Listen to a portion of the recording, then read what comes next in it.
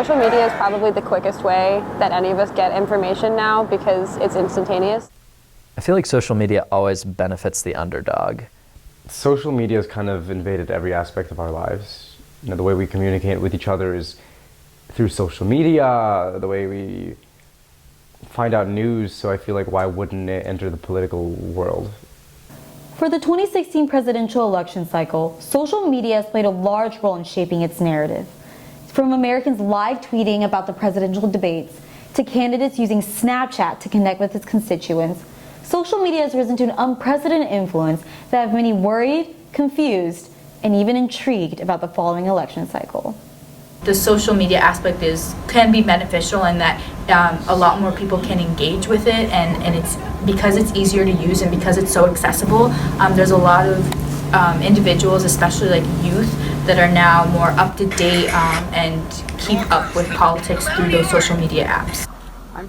While both Hillary Clinton and Bernie Sanders picked up momentum through their millennial supporters through social media campaigns, the biggest participant by far has been Donald Trump.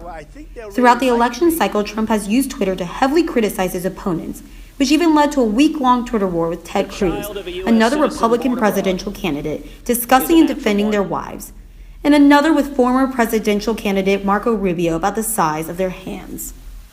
People are naturally very abrasive. There are lots of people who are very angry, they yell a lot, they say rude things, they talk about violence, and those are things that are kind of, shuffled out of politics.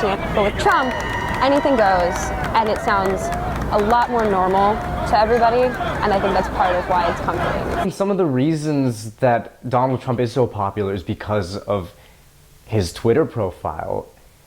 A lot of his angry spewing is something that people connect to, and the fact that it's not so calculated and cut like a lot of the other candidates is what put him at the front of the Republican Party.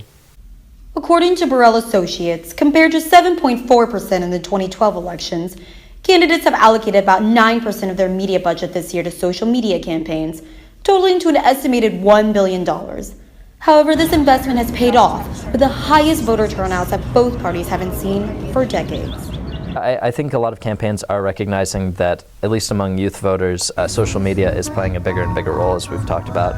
And so having a good game, or at least having a good counter game to a really good social media candidate, is essential. People want to be involved in history. People want to feel like they matter, and there's so much controversy about whether or not our votes actually do anything. You have influence is really important to people, because if they don't think they do, they're not going to go out and vote.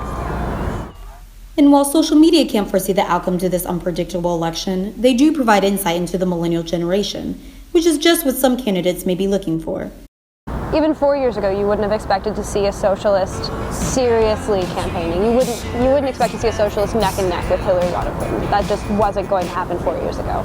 But now we have so much at our disposal, so many different ways to share things and so many different ways to get ideas out in unconventional ways, that I think that's why you see someone who's a socialist. That's why you see someone like Trump who can make a lot of noise and be really loud. That's good on social media. That's how you get attention.